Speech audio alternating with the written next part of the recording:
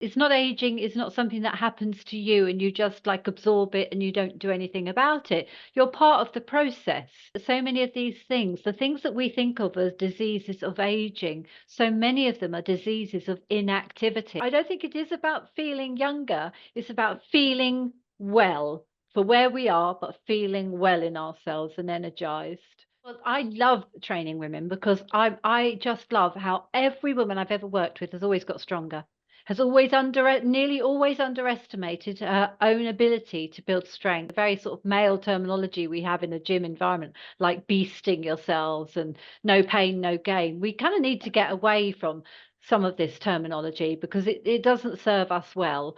And also it's most of it is really incorrect, to be honest, because I think so often fitness is sold as a get fit quick, or a 6-week transformation, a 12-week transformation, and that's what we see marketed. I feel a bit like Shania Twain, that don't impress me much. Except it's okay to be a bit selfish like this. It's okay to ring fence our time, and say no and set boundaries and put ourselves first when it comes to our health. You know what I mean? It's a bit of a mindset thing, isn't it? So, Jacqueline, it is so wonderful to have you here on the Movement Living podcast. We're very excited to get to know you more, to introduce you and your work to our community. And for anyone that doesn't know you yet, can you just tell us, who are you and what do you do? Thank you very much for having me. So I'm Jacqueline. I'm a personal trainer. I'm 62 years old. I'm a mother of 5, a grandmother of 3, and I really promote physical activity for healthier aging. So I've worked in the fitness industry for the best part of 30 years. And as I've sort of got older, my client group has changed and developed. When I was younger, having children for the first time, it was about pre and postnatal exercise. Um, and we've moved through the menopause years, and now I'm very much focused on, so what does the next 15, 20 years of my life look like, and those of the people that relate to me, what can we do to support the healthiest version of ourselves? So, and I'm still very physically active myself. Strength training is my absolute passion. I've run marathons, I've taken part in bodybuilding competitions, but now my focus is all around what supports the healthiest version of myself as I'm getting older. And despite having a few challenges of myself as well, which I'm sure we're going to come on to, but that's a little bit. And I live on the south coast of the UK, right by the beach, so I'm able to get outside every day and enjoy sunrise and fresh sea air, and it's a lovely lifestyle, really. Sounds wonderful. Yeah, I'm very grateful for where I live, to be honest, because it does, I think environment does help support where we are with our health journey for sure. And if we're not living in optimal situations, then it's finding those opportunities for green spaces and outdoor spaces as well, and just seeking out those opportunities where we are. What's your vision for women to live well and age better? In the UK, we've got this gap between health span and lifespan. So we've got women who are living to their mid 80s, but we've got the sort of nationally, the average is that women are living in poor and deteriorating health from their mid 60s onwards. So we can say women have got the last 15 to 20 years of their life is not good quality, it's deteriorating. So my vision is to decrease that gap between health span and lifespan. We might not necessarily end up living longer, but what we want to do is be living independently and freely and enjoying all the things that we've always done. And there may be modifications as we're getting older, but we don't want our lives to become less than. We don't want to need support to live independently. We want to be able to get on a plane and fly and see our grandchildren if they're in another country, or if we're a lover of dogs, go out on the long country walks that we've always enjoyed with our dogs, and things like that we might take for granted when we're younger. If we're no longer able to walk, we can't balance them, we can't own a dog anymore, for example. So it's thinking about the quality of our life as we're getting older and how we improve that. So we get to the end of our journey and we think, wow, that was pretty fantastic, as opposed to this sort of frailty and number of health conditions and needing other people for our basic needs. Gab, I feel like that is a huge motivator for you and a huge part of what we talk about pretty much every day, I think, in all the work that we do at Movement Living as well. I'd love to hear, Gab, you just talk a little bit about that from your perspective as well, because I feel like it's so similar. Absolutely. Frailty is my big enemy. I know that balance, proprioception, strength, bone density, all are related and are part of how we're going to be able to age strong, which we'll come to, which is the title of your book. And I just picked up on something you said. You know, you grew up on the South Coast. Do you feel that the freedom you had at growing up was a sort of a part of who you became in terms of just being able to think around how to age more strongly and better? That freedom that girls used to have, and that you want to give to your kids and grandchildren, was that a factor? Well, it's a really interesting question. So certainly growing up by the beach, and growing up in the 70s, perhaps we didn't have the concerns of parents nowadays with the freedom of youngsters. So we were, we'd get out and be on our bikes and our parents wouldn't see us until tea time. We'd be out and we'd be up to, not always up to mischief, but, we've got rocks on the beach here. So we'd be walking on the rocks and, finding crabs in the rock pools, and we'd go on our bikes and we'd explore. I knew every road where I live, and I'd been in nearly every house because we all knew friends. And it's funny talking to my children about it now, because when we go out for a walk, my adult children, as they've grown up, it's just like, I've been in that house, I've been in that house, I've been in that house, because we knew everybody. So maybe that sense of freedom has had some kind of impact. I think what's had a bigger impact as I've got older was when I had my first child, and that was really about focusing then on what my health means, not just for me, but how my health impacts the rest of my family, and the responsibility I felt for that.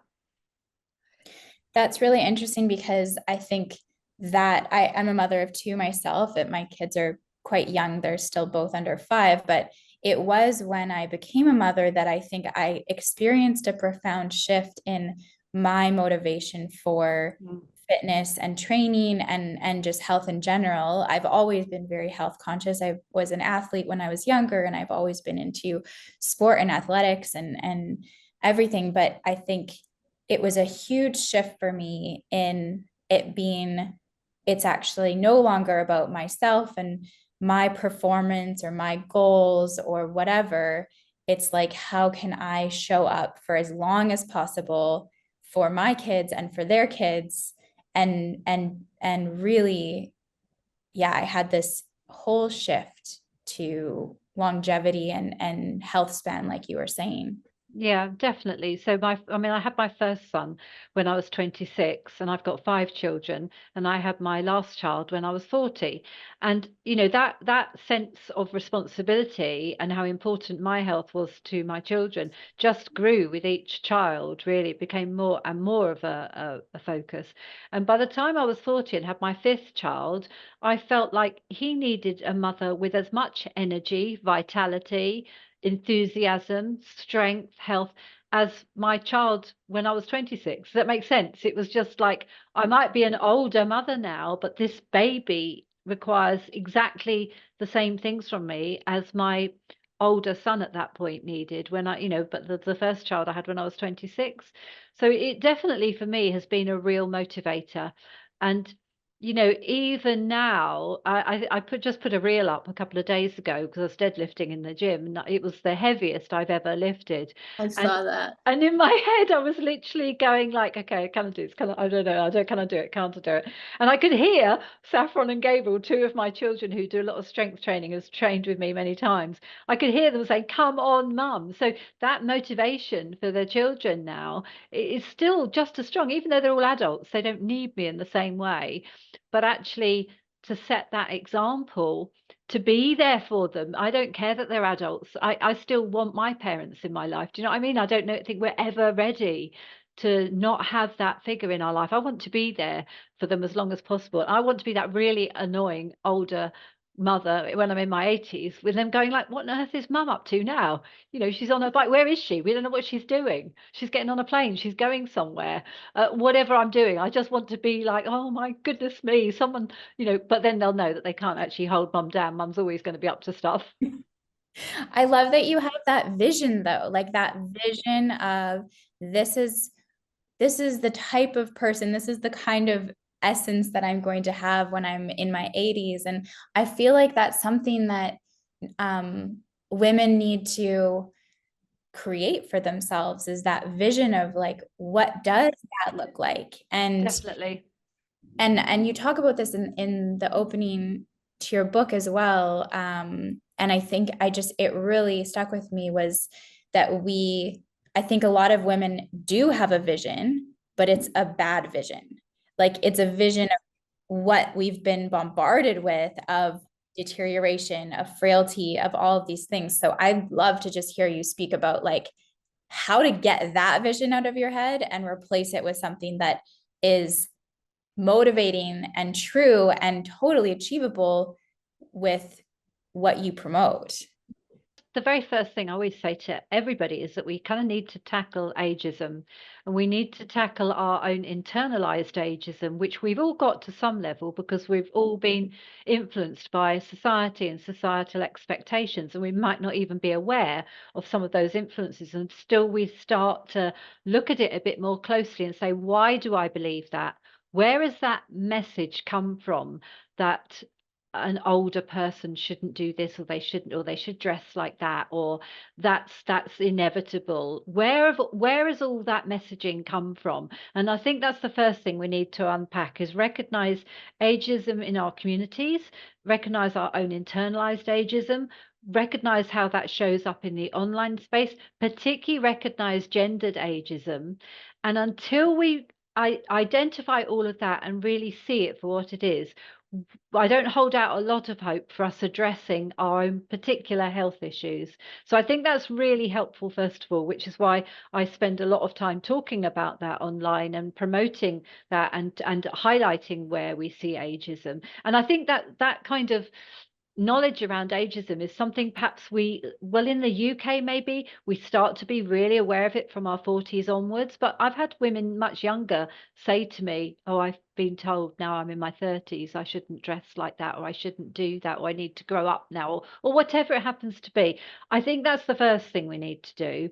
And then we can look at, okay, what is this age deterioration, this future that I see for myself where I'm frail, I need help, um, I've lost muscle, I'm not able to do the things I need to move to a bungalow, for example. I don't know, do you have bungalows where you are? In the UK, we've got like 2-story houses or flats, but we have a single story, which is referred to as a bungalow, where there's no stairs to climb. So I've heard so many people over the years say, oh, my parents are thinking they need to move to a bungalow now, or we're planning ahead, we're going to move to a bungalow because if we haven't got stairs, we won't have stairs to climb, and we won't be able to do that in a few years' time. And I'm like, this idea that you won't be able to climb stairs if you're not doing things to put in place, you retain the strength and function in your legs. It's like, okay, it's so frustrating, isn't it, this idea that I'm not going to be able to climb stairs anymore. Well, you need to carry on climbing stairs if you want to climb stairs. So true. And I think it's worth just even dwelling there for 1 minute, because it's like so obvious that if you remove stairs from your life, of course you will stop being able to climb stairs. Like we create our future through these beliefs that we have about what we are going to be able to do. Like I think, people just don't realize that they have control, that they can actually change that, and that thing that they view as inevitable is not inevitable. And I think I love that saying that, we stop playing when we get old, and no, we get old when we stop playing. Yeah. It's the same concept as that, really. And sure. I think education comes into this as well, because when we start to educate people about what the aging process is, what's happening to the body, and what we can do to support the healthiest version of ourselves when we age. When we start to understand that, yes, muscle loss can occur with age, but this is what we do to retain it. That bone density decreases after menopause, but this is what we do to support bone density. That balance and mobility can decrease if we're not doing things to challenge it, but this is what we can do to improve it. When we start to educate people in that respect, then people start to see, oh, well, that's really interesting, and can start to see how they can address it in their own lives.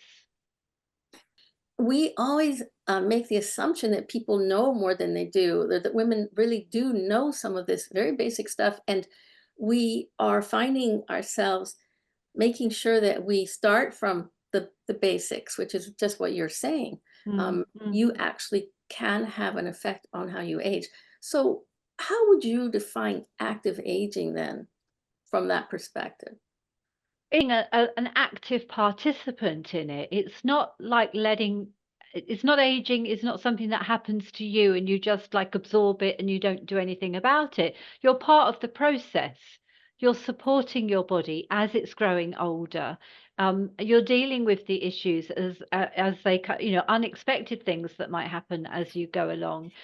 But you're recognizing that, so many of these things, the things that we think of as diseases of aging, so many of them are diseases of inactivity. And that can start really quite young because, I think, when we go off to college or university, education, that we might become quite sedentary at that point, might have been quite young, active as younger children, but we're involved in serious studying. So we're spending a lot of time on the computer and sitting down, unless we're actively engaged in sports and whatever and clubs. And then, very often the further shift when people start working, they can again be driving or commuting and spending a lot of time sitting down again. And so we see these activity levels there are various times in our lives when our activity levels can kind of really drop significantly if we're not making a conscious effort to go like, okay, now I'm like a serious adult, now I'm working. What am I going to do to make sure I'm still moving my body so that I'm able to do my work and be productive and, manage my stress and everything else? So I think these things are all part of that as well. I really Love like it. that idea of being a participant in the aging process rather than just, and again, it goes back to that mindset where I think we can think, oh, aging is something that's happening to me, not viewing it as this is something that's happening that I actually can participate in, have control over, and determine how it's going to unfold. And I feel like we've almost been teasing the book. We've been talking about it here and there, but I'd love to just ask you, it launched this month, right? Yes, it did. Yeah. Congratulations. Thank you. It's such a huge thing to put something like that into the world. And we so admire that. And we'd love to hear from you just some more details about it, and maybe the origin story of how it came to be and what you're most excited about with the book being published. So, I mean, the title, first of all, is Strong, the Definitive Guide to Active Aging. And the process of it has been over a year of writing. When the publishers first came to me, it was really based on the messaging I've been putting out there about the importance of physical activity to support healthier aging, and also some of the topics I tackle around ageism, for example, and making fitness accessible for all, and the various different ways that we can be active. So when I sat down and thought about okay, what needs to go in this book, it was like, I don't want to dumb down fitness for women. I put a post up today about, can we stop telling women, patronizing women about telling them not to pick up the pink weights? It's really dumbing down a language for women. It's really stereotyping women as not having agency, not being intellectual, not understanding the concepts of progressive overload for strength training. So I wanted my book to be, first of all, to go in depth and say, so what do we mean by fitness? When we say we want to be fit and healthy and active, what does that actually mean? So we look at in the book, I look at the components of fitness. What are the health related components of fitness? What are the skills related components of fitness? what happens to them as the body is aging? How is strength impacted, for example? How is body composition impacted? How is bone health impacted? What about our agility, our balance? What happens to each of those things? How do we assess them at the outset so that we can monitor them about whether we're making progress or where our current status is? And then what training strategies can we put in place so we're addressing all of those things? I talk in the book about, you know, when we think about what fitness is, some people might think, well, a marathon runner's really fit, aren't they? Or bodybuilders, they're really strong, or cross trainer athletes, or high rocks, which has really taken off in the UK. And they might have these different concepts about what fitness is very often, or triathletes, but very often these are runners, for example, have got very good cardiovascular fitness, but are they good at all the other components of fitness? Not necessarily. So I take a deep dive around that topic so that people can start to see a very rounded picture of what fitness actually is. So if we want to be thinking about extending our health span, we want to be addressing all of these things, because we don't want to be that, you know, that injured athlete that is only focused on one aspect of fitness. I love that even that visual of like a rounded view of fitness, like, and you have 11 components of fitness, right? I mean, I didn't make them up. I should just clarify. I didn't make them up. These are widely recognized as 11. I mean, I've been a fitness tutor as well. So in terms of educating and running courses for students who want to work in the fitness industry, adults learners for the most part. So I didn't make these up. But what I've done is try and write them for an audience who doesn't work in the fitness industry.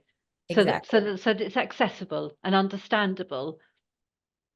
I'm wondering how you balance and how you teach the balance when women are afraid, when they're fearful of injuring themselves, and the balance between pushing and not, and accepting your body's limitation. How do you manage that with people that you teach?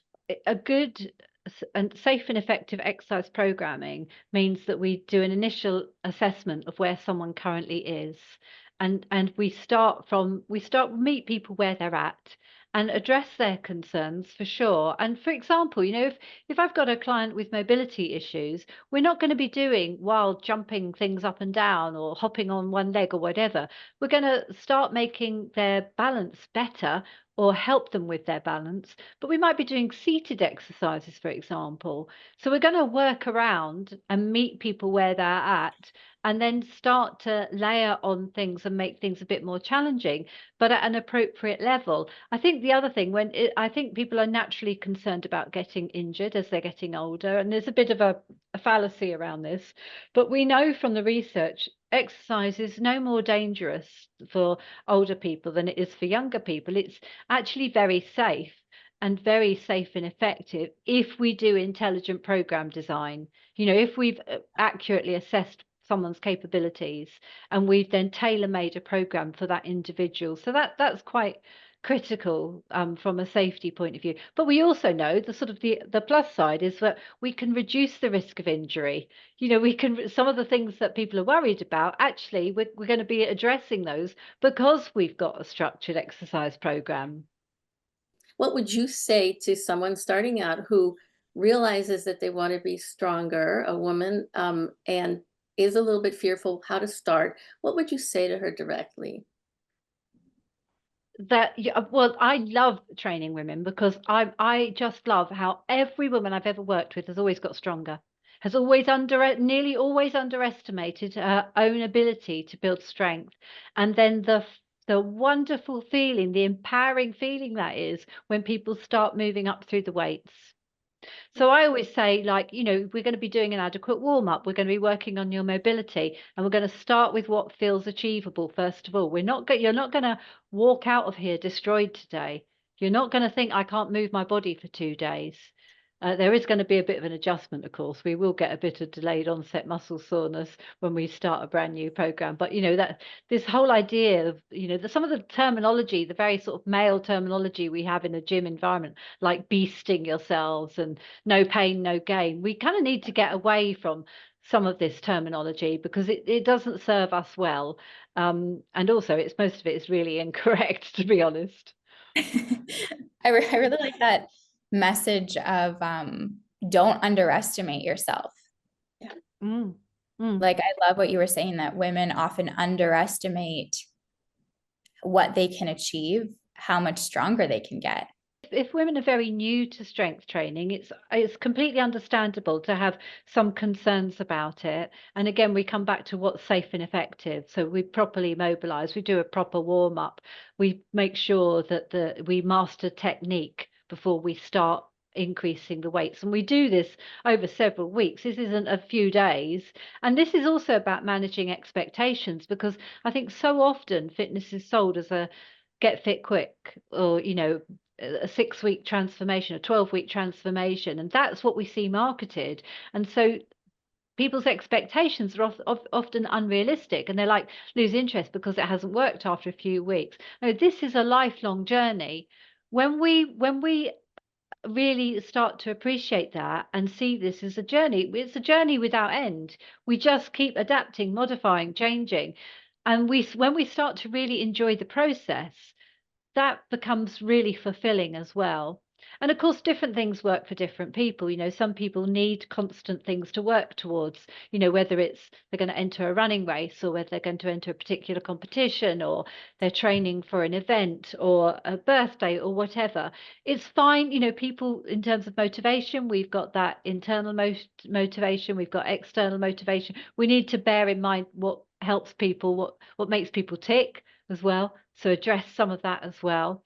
But I really try and help people focus on what is the journey.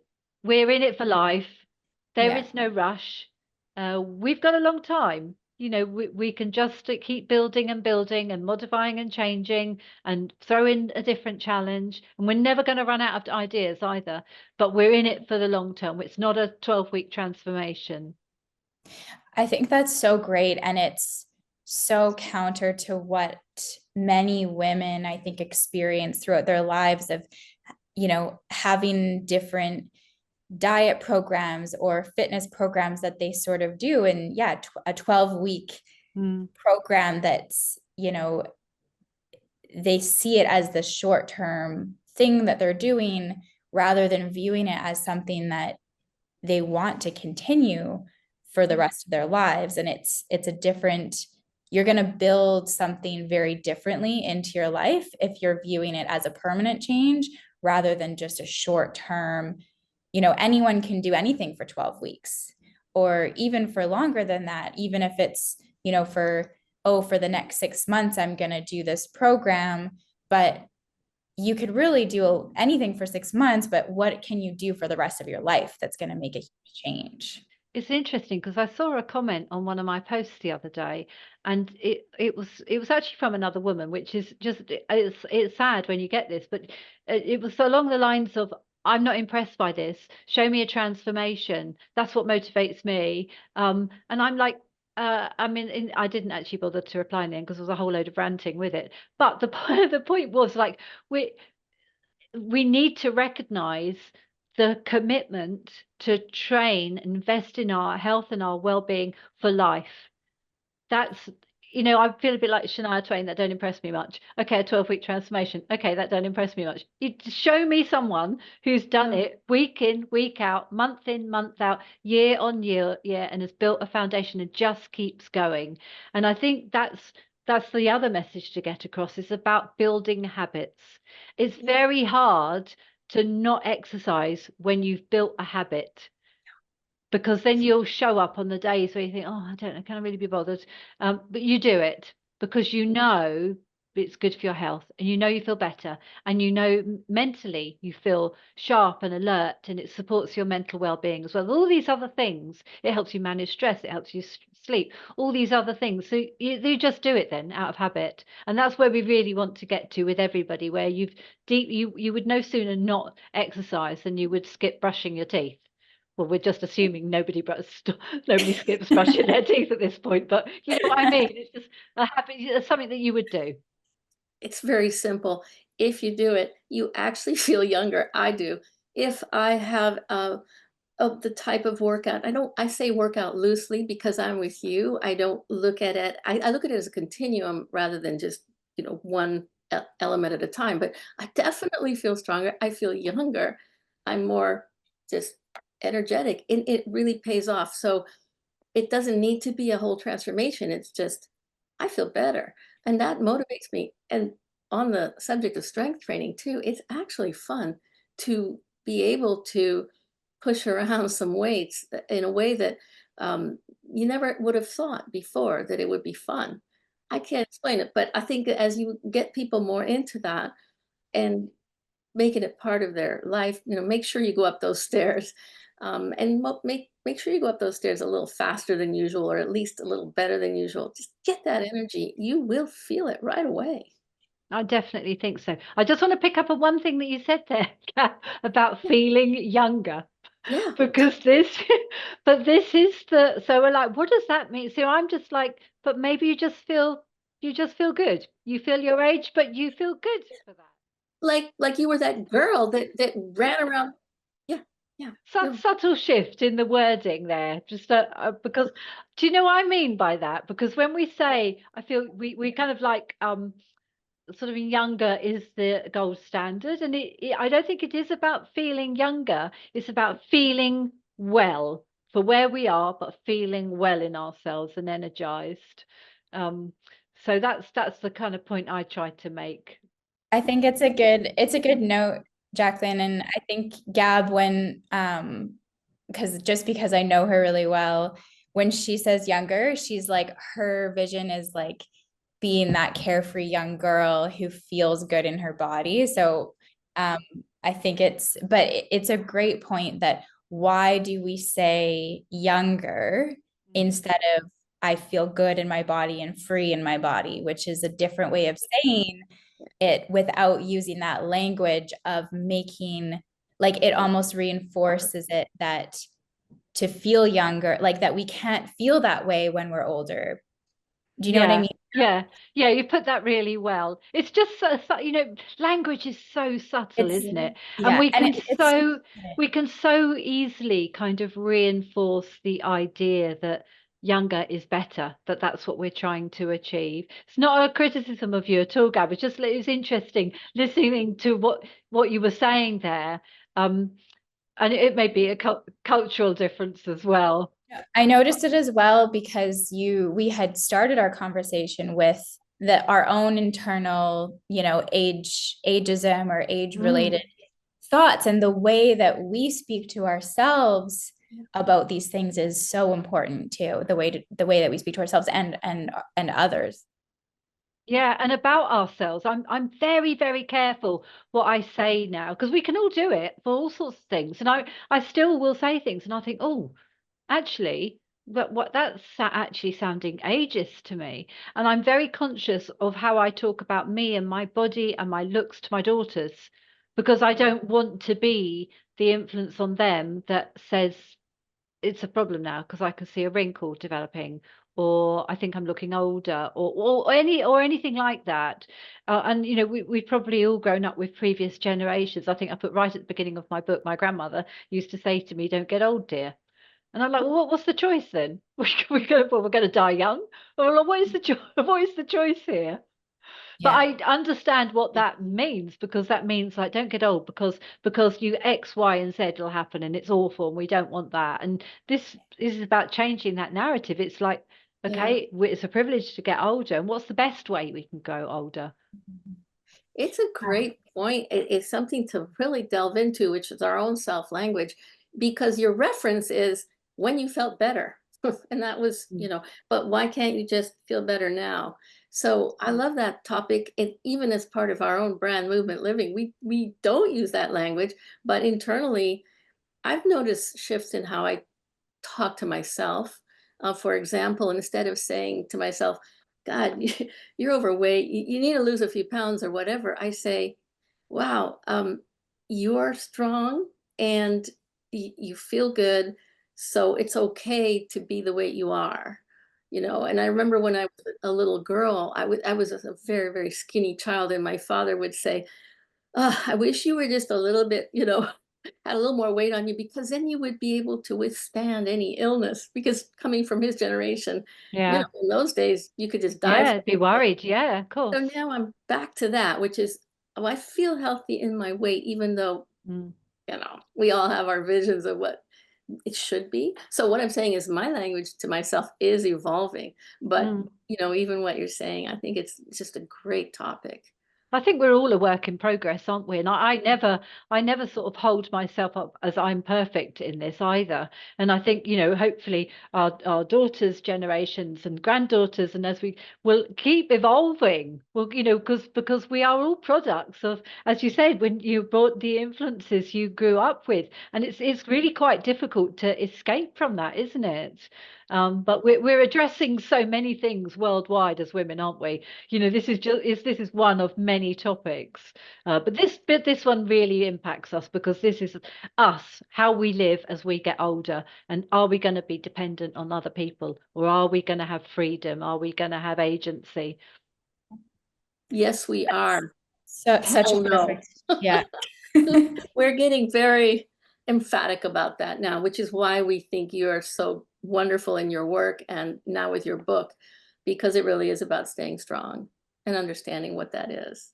Yeah, exactly, exactly. And I just, we've got the situation here in the UK where we've got well, worldwide, and an aging population, and problems with our healthcare system, and not enough people working in the care sector. And I'm just like, there's going to be no young people to work in care homes here because the shift in our demographics of the population, and that's happening worldwide. We've got more older people, and our health system won't be able to support it. We've got to take responsibility. We've got to empower ourselves and take responsibility. I don't want to be a burden to my children either. I don't want to be a burden to the society, and I want the freedom to do the things I want to do. Um, and that's all part of it, as well as recognizing, what we can do. Well, I think you're a pioneer in this, and I think there are a lot of pioneers out there, and it is a perfect time in history for women to step up, be responsible, and also be happier too, and Yeah, enjoy definitely. where we are in life right now. It's quite exciting. It is. And I think also we've got to balance that with understanding there are we can't eliminate all risks. It'd be great if we could. So we're just trying to support ourselves to be the healthiest version of ourselves, and that's going to look different for everybody else. We're Yeah. going to probably come on to it. I've got osteoarthritis, and but we're going to be challenged with things. Perhaps many of us will be challenged with things. So it's not saying when we're all going to be wonderful and none of us are going to have any problems at all. We're saying, but what can we do to support ourselves to be the best version of ourselves, the healthiest version of ourselves? And that's going to be different for everybody. It's a great, I'd love to hear a little bit about your personal experience with those challenges and how you've navigated the osteoarthritis, and you also had a recent injury to your wrist that would, Mm. we'd love to hear about that. So yeah, so well, first of all, I've had 3 shoulder surgeries. So we know the changing hormone levels around menopause can influence, estrogen and our joints. If I'd known then what I know now, perhaps that would have influenced my choice decision around HRT. I'm part of that generation of women who grew up with all the controversy around HRT. So we didn't get the right information. The landscape has changed very much in the UK now. Women are getting much better information so they can make informed choices. But I didn't take HRT, and I developed adhesive capsulitis, that's frozen shoulder, in one shoulder. So I all the sort of low intervention things that you can try, and stretching and physio, none of it worked. So I had to have surgery for that. And that worked for a few years. And then I had to have the surgery repeated to release the shoulder. Very painful condition, very restrictive for anyone who hasn't had that or doesn't know what it is. And now it's thought that it's related, that it's not definitively proved. We haven't had enough research on it, but there seems to be enough evidence. Say women tend to get it more than men. They tend to get it in their 50s. It's called 50-year-old shoulder, I think, in Japan. And so we think there's this strong link with menopause. And then I've had it in the other shoulder as well. So I've had 3 shoulder surgeries. during that time, in terms of what I was doing with training, I had to carry on training. So I couldn't do things that hurt my shoulder. But I know how quickly we can have a spiral of physical decline if we stop exercising. So when we're challenged with things, as I already said, many of us may face health challenges, other health challenges, cancer diagnosis, for example, anything really. It's like, what can we do? What's the advice around that condition so that we try to retain as much health, exercise, fitness as we can during that time. So that was kind of a few years ago now. I about just after lockdown, I was diagnosed. So I've had a niggly knee for ages, and it actually goes right back to when I did the first marathon, which is quite a long time ago now. But after lockdown, I thought perhaps because I was increasing my mileage, I was doing more running and more cycling and more walking, because we were all trying to get outside and get fresh air whenever we could, but we couldn't do anything else basically. But I had an X-ray and an MRI scan, and I was diagnosed with osteoarthritis in my knees. And osteoarthritis is a degenerative condition that you can't prevent it at the moment. We don't know of a way to prevent it. But again, we think that there's this strong, more women get it than men. Women particularly get it around menopause, post-menopause. So we think again, estrogen in the joints, perhaps HRT can help some women, but we don't know. We haven't got enough research to say definitely take HRT. It will prevent it. We're not there yet. But so yes, and it's an uneven wear and tear. So again, it would be very easy to go like, well, that's it. I can't do anything now because my knee hurts and it's swollen and it's painful all the time. It's about working around that. Okay, cycling helps offload the knee a little bit, strengthening with squats and lunges in a range of movement that's modified, but that keeps the surrounding structures strong and supported. So it's not about stopping, it's about modifying. So those are kind of ongoing things for me. And then last summer, it's bizarre really, because I just lifted the heaviest deadlift I'd ever done about a couple of weeks beforehand. Went on holiday to a beautiful island, Kefalonia, and I fell backwards off a raised patio area by a pool. And it was just a freak accident, really. I don't, different, in a different location, you're kind of aware of the risks and dangers in your own house, aren't you? But I fell backwards. It was about 1/2 meter high, but I fell backwards. And in the attempt to save myself, I fell, broke the fall on my wrist. I was actually very lucky, I think, because I was falling onto concrete that I didn't break anything else.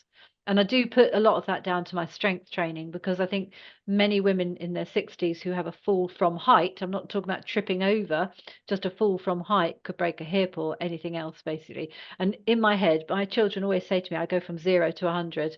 I was like, totally catastrophizing. In the second that it took to fall, I thought, I'm going to concuss myself, I'm going to be knocked out, I'm going to fall in the swimming pool, I'm going to drown, because this is like, I was right by the pool.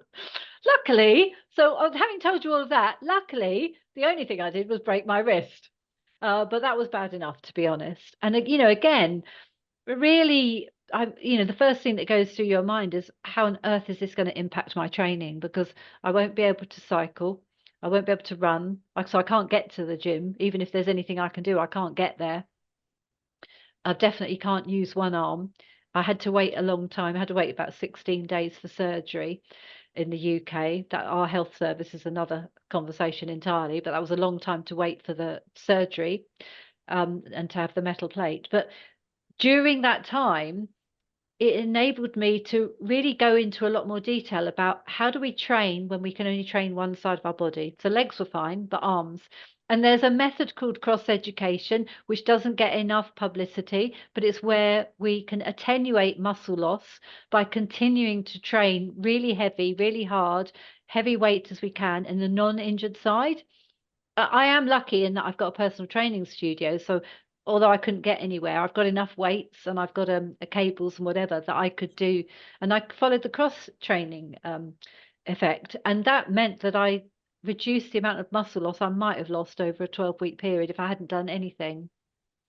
But I've always felt with any injury, with any illness, whatever I've encountered, it makes me a better trainer. It makes me a more empathetic trainer. And I'm walking the talk.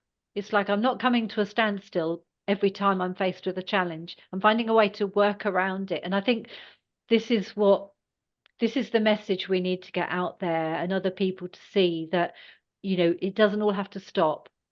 I don't have a perfect life. I don't have perfect health. I'm working around what I've got.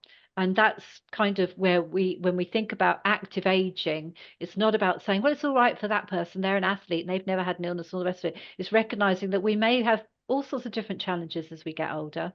And it's working around what's going to work for us. How can we modify? How can we adapt? How can we do shorter workouts? For example, if we're a carer, because very, very often women end up in a caring role as well, looking after older relatives, is thinking about these are the potential barriers to training. What can we do to overcome these barriers? Whether that's having some weights at home, for example. There's so many ways we could tackle that. It's incredible. And I just want to point out a quote that you said, that it's not about stopping, it's about modifying. And I think that is so excellent. That's such an excellent message to get across, because we will all encounter different injuries and challenges, and we can't let that stop us. We have to modify, or we can't let that be a reason not to start.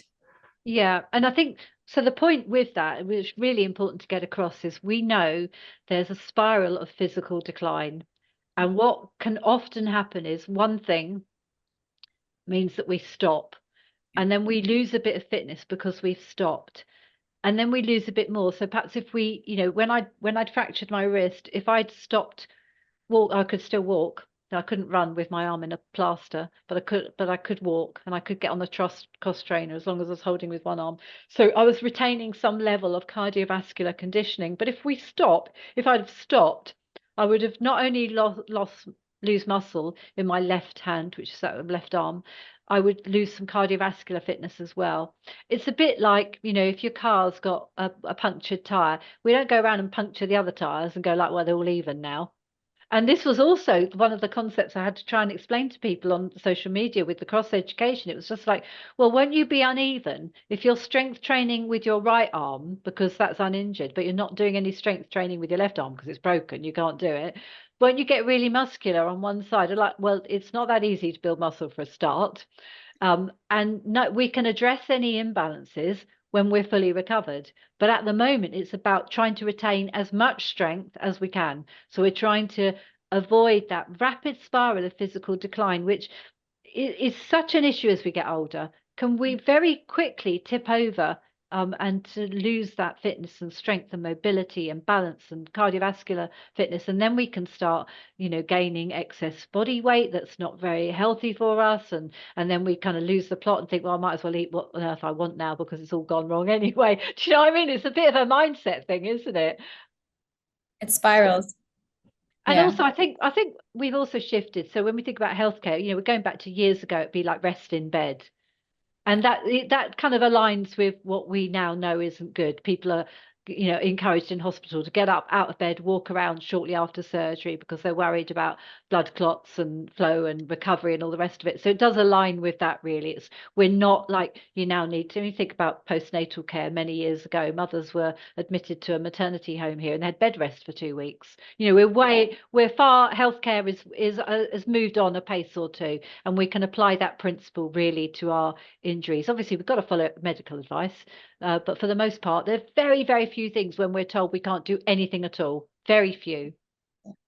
And it just takes so long to shift mindsets. If we have that idea that if we're injured, we need to rest. Like if we have grown up with that idea, I think it can just be so challenging to get into a mindset of, no, you have to keep moving regardless of what's going on. You just have to find a way to keep moving your body, because like you said, it's so key to recovery and to avoiding that decline. Yeah, exactly. And as you said, it supports recovery for the most part. When we're being physically active in whatever way that helps, it's supporting recovery. And yeah, very important. We know there's so many different medical conditions now as well. We've seen some really interesting press coverage here in the UK around things like Parkinson's and boxing. and how it's Yes. helping reduce tremors. So there is, almost everything you can find a way that exercise fitness actually helps that condition or supports that condition. So lovely to talk to you. I'm like, I feel like we could talk for hours. Yeah, do you know, it often is that way, isn't it? When you obviously we're all women of a similar mindset here, and it's just wonderful, isn't it? And that's what we want, kind of what ripples in the pond. That's the message we just want to keep spreading, well, over the pond to you, over the Yes. pond to us, but just keep spreading that message. And so to help people reframe what that means to be growing older, and how we can support that and support one another. That's exactly it. One of the things that I'm personally really passionate about is pelvic floor health. And I noticed that you do have a chapter on it in your book that you talk about it. And something that, as a younger mother myself, I feel like a lot of women who have had children didn't know how to recover their pelvic floor necessarily, and also this idea that if you have had children, you're always postpartum, like you're always in this period where you have had this major event that may have had an impact on your body. And especially if you didn't take the time to really knit those core muscles back together and recover in your pelvic floor, you could be feeling some implications of that down the road. And I'd love to just hear your perspective on pelvic floor health. And it's something that is like a little bit unsexy to talk about, or it's like no one wants to work on their pelvic floor strength. Like it just feels like boring. There's what's it really going to do? And I just love to hear your perspective on it. Well, first of all, we need to sort of take away any taboo around the topic of it, and recognize that incontinence is a real problem worldwide, and it affects many people. It affects women postnatally, but also we can have that problem again around menopause. So we know, because the things that are happening to the muscles and joints and ligaments throughout the rest of the body is also affecting the pelvic floor muscles. So we want to take away the taboo. We want to talk about the different types of incontinence that we can have, because it isn't just urinary incontinence. And we also need to talk about prolapse, and we need to have those. And I think we need to be educating girls from a young age about their anatomy and their pelvic floor, because it's a lifelong journey. We need women and men, for that matter, to understand what's that part of your body, what's it doing, how do we support that. And I think the reason I've included it into my book is that pelvic floor issues can be a barrier to exercise. So when we look at why women might not do exercise or some forms of exercise, it will often be around concerns around leakage, or uncomfortable, or they don't want to be embarrassed, or so we do need to address that and go, okay, so what are the structures? Just like we make sure women are educated about what's happening with the rest of their body and what's happening with their muscles and joints and so on. Education is important to this. We need to normalize discussions around it. We need to recognize that things like stress incontinence, whilst they're really common postnatally, we never should assume that that's normal. So we've got, again, I don't know what it's like where you are, but in the UK, our supermarkets, you'll walk down an aisle and it'll be full of incontinence pads. And this is important for women's dignity and comfort. We need to have products available, but we need to address why have we got such big problems, and what are we doing to help women? So that's why it's there in the book. It's not inevitable. Like, just to kind of hit on that point again, like, again, we have this mindset of, oh, that's what happens. Yeah, it's inevitable. There's going to be, but we actually can take steps to prevent it. Well, we can certainly, we need to make sure that women are getting referred to a women's health physio after they've had a baby. That's what we call them in the UK. that's not happening nationally for every woman, but we do have women's health physios. I didn't even know I didn't even know they existed, and I'm not even sure they did exist when I had babies years ago. But just as women need support to know where those muscles are, how they work, how your breath coordinates with that, how your abdominal muscles, your back muscles, how these are all integrated, how our breathing can either help or hinder us with that. And leading on to that, when we then start lifting weights, how do we coordinate the breath and the pelvic floor? What's the difference between relaxed? What's the difference between the contracted pelvic floor? Understanding all of that is crucial to that. And it doesn't mean that no woman will ever have a problem with her pelvic health.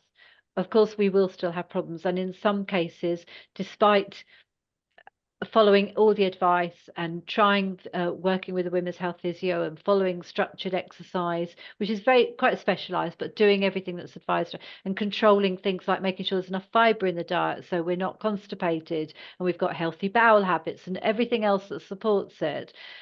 There may well be a case where some women need a more intervention in terms of perhaps surgical intervention, but that shouldn't be the first line, and it shouldn't be that we see that's inevitable. We're all going to end up needing incontinence pads. And that's a great disservice to previous generations of women who thought that was their lot. If I think about my grandmother's generation, they would have thought that for the most part. I mean, there was this kind of myth, I don't know whether it's the same for where you are, but all old women smell of wee. And that's so sad, isn't it? That's a really sad statement, but that's what everyone has grown up thinking. And and men for that matter as well. And it's not dignified, is it? And we can help women understand, as I say, whilst it's really common, so you don't need to be embarrassed or ashamed of it. Common isn't the same as normal. So we want to address that and go like, what can we do about that? So it's part of the book. I'm not a pelvic health not a women's health physio. I've got a women's health physio to contribute to some of that chapter as well, to give her expert advice. But it's there because when I then go on to talk about strength training in the book, we need to know how we coordinate our breath and pelvic floor with the weights that we're lifting up, so that we're not putting downward pressure on the pelvic floor when we're lifting a weight and then causing more of an issue. And things like squats, for example, when we're doing squats, we want to be thinking, where's that pressure going? We don't want to be pushing pressure onto the pelvic floor. We want to be coordinating our breath, our abdominal muscles, the pelvic floor, to make sure we're lifting up all of that when we're in the bottom of the squat, so we're not going to have an accident at the bottom of the squat.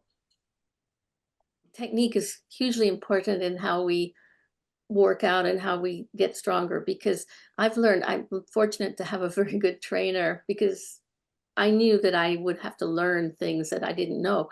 And I work a lot around doing it the proper way and technique, whether it's getting up off the floor one leg after another or anything, because it does make a difference. And I think the same with the pelvic floor exercises. You first have to turn that muscle on with your brain, or get your brain connected with that muscle that you're dealing with. And after that, you can build from there. But I think that's what you're saying is a big part of that, which is, what are those muscles? Where are they? And how do I control them? Yeah, exactly. And that's why in my book, I've got diagrams.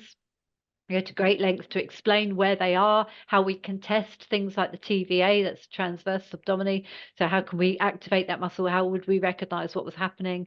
How we talk about the figure of 8 around the vagina and around the anus, and how those muscles, what does that look like? What does that feel like when they're relaxed, when they're contracted? How we can practice pelvic floor exercises from a lying position, from a seated position, from a standing position. I will also just say that the pessaries, the vaginal estrogen, might be relevant to this conversation for some women as well. And again, the pelvic health physio has contributed to my book on that topic, and just said, that may well be a conversation that women need to have with their doctor. Wonderful. That is, wow. Yeah. I would love to know, just where can people find you? Where can they find your book? Where can they find you on social media? How can we stay in touch with you? So on social media, the platform that I'm most active on is Instagram. So my Instagram handle is Her Garden Gym. And the reason it's called Her Garden Gym is that's also the name of my personal training studio, and it kind of leads in from my garden. So that's my Instagram handle. My book is available on Amazon, Barnes and Noble, is it in America, and various other bookstores. So it's available online to order, but all good bookstores it's available from as well. I think having put the book out, you obviously you want to reach as many people as possible. What are you hoping that people get most from your book, if there's one thing? Hope, really. Hope that there's a different way forwards, and a greater understanding about how people can influence their own aging trajectory rather than feeling a victim to the aging process. It's about, okay, how can it be different? How can I look forward to the last 15, 20 years of my life and do the things that I want to do? So I hope it offers hope to people and a bit of a roadmap on how to navigate this time. And that they enjoy it, that they feel like I'm ready to take action, because I do put clear actionable steps in there as well. So people have actually got a training program to follow for 12 weeks from a complete beginner, and how to adapt it as they become more experienced. Well, that's a wonderful mission, and we appreciate that you are on it and that you're doing it, and we're hoping to spread the word with Oh, this. thank you very much. Thank you. Absolutely. Yeah, I'm so encouraged, and especially about all of our conversation around the mindset shifts that I think are so important. And if there's just one thing that you would tell to a woman who may be feeling like she can't do it, or she's underestimating herself, or she doesn't know, she's struggling to prioritize this in her life because she's so busy. There's so many competing demands on her time. Is there something that you would say to her that you feel like could really help propel that shift? We're worth it. It's not, we need to escape the idea that we're being selfish if we're prioritizing time for ourselves. It's fundamental. We can't help anybody else. We can't be productive. We can't be, effective as a mother, a co-worker, a supporter, a carer, if we've disregarded our own needs. So I think we need to accept it's okay to be a bit selfish like this. It's okay to ring fence our time, and say no and set boundaries and put ourselves first when it comes to our health, because at the end of the day, we're the ones living in that body and no one's coming to our rescue. No. So that's the way to look at it, really. And I do think it's a bit of like, we feel so much guilt as women, don't we? We feel guilty. We should be doing this and we should be doing that, and we're the last person on our list, aren't we? Often, and it's actually saying, I need to be the first person, because if I'm not functioning, if I'm not well, everything else falls apart. Yeah, that's really excellent. That's really great. Thank you very much. Thank you so much, Jacqueline. It's been just an absolute pleasure talking to you. Thank you for giving us a little bit of extra time as well. And I hope you have the most wonderful evening, and looking forward to our next conversation. No, thank you so much. Thank you for having me. It's been really lovely chatting to both of you, and I hope it's been helpful. Absolutely. And congratulations again on the book. I am going to order it right now, and I'm excited to read it and spread the word about it. Oh, thank you so much. Yeah, I hope you really enjoy it. Thank you. Take care. Bye-bye. Thank you then. Bye now. Bye.